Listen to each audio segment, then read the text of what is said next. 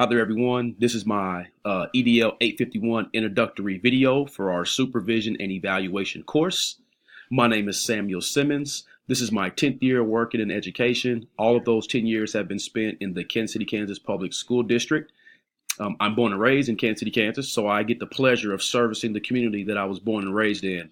And I'm able to be that mentor and that advocate not only for our students, but for our teachers. And I love being here and I love education.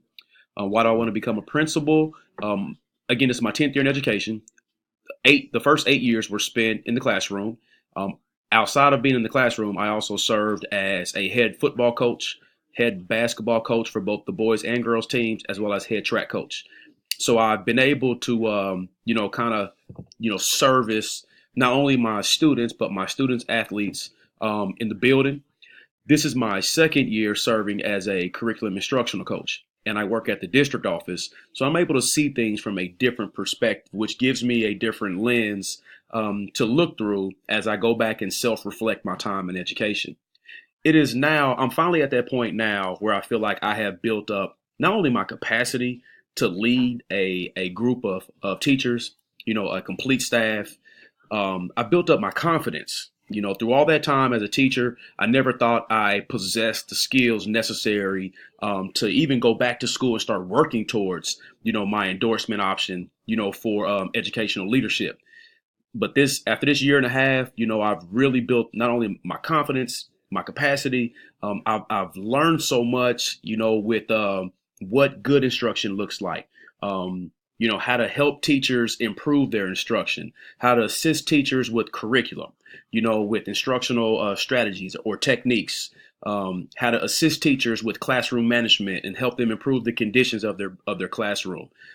So I've really had the opportunity to serve as teachers, which have really helped me, focus on, completing this program and working towards becoming a principal. Again, being born and raised in Kansas City, Kansas, and working in Kansas in the school district here. Again, I get to be that mentor and an advocate. Continue that outside of just being in the classroom, but from a broader perspective as a building leader. My personal experiences with supervisory responsibilities outside of being a teacher and being a part of our literacy team, that literacy team had to create and implement a literacy plan for our building. And with that, my team and I had to, again, implement a plan, push it out to our teachers, and then assist our teachers with integrating that literacy plan in their classroom. So I was responsible for a collection of teachers, to make sure that it was implemented with fidelity, and making sure if they needed any support or assistance through that. So I sort of had to supervise that team of teachers at probably my last 3 or 4 years in the classroom. This last year and a half as a curriculum instructional coach, with the emphasis on our career and technical education teachers, our CTE teachers, I have a specific group of teachers that I'm responsible for. I wouldn't necessarily call it supervisory responsibilities because I am not responsible for evaluating teachers. I do observe teachers in their classroom, but I only focus on those intricate details that collaboratively we have chosen that they need assistance on. So before I walk into a classroom to observe a teacher, we have a sit down beforehand. We talk about, those instructional techniques or strategies or classroom management or whatever else it is that they want me to focus on. And that is what I observe, and that is what we talk about. Anything else after that is too Sorry about that.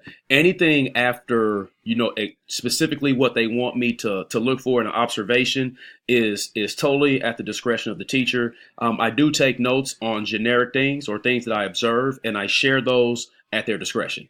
So I do have some supervisory responsibilities in my current position as a curriculum instructional coach. Again, I work a lot with first and second year teachers, helping them implement our model of instruction.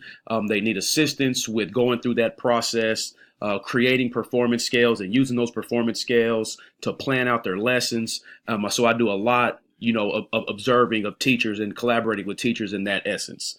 My personal experiences with past evaluations conducted on myself, I actually just had an observation conducted on me yesterday. Yesterday, we had district-wide professional learning. and the director of curriculum, my boss, was in my session, and he was there to observe me facilitating my group, my professional learning group.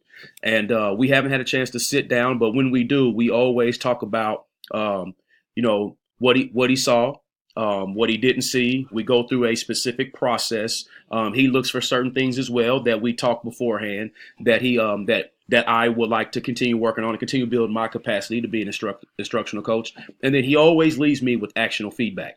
And it was during my time as a my current time as a curriculum instructional coach, where I always leave my teachers that I observe with actionable feedback. That is definitely something I got from our director of curriculum.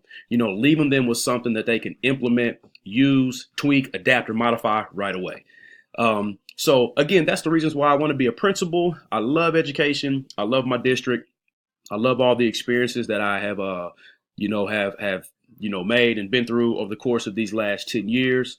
And I look forward to future more. Hope you guys liked it. Good luck to everyone out there, and take care.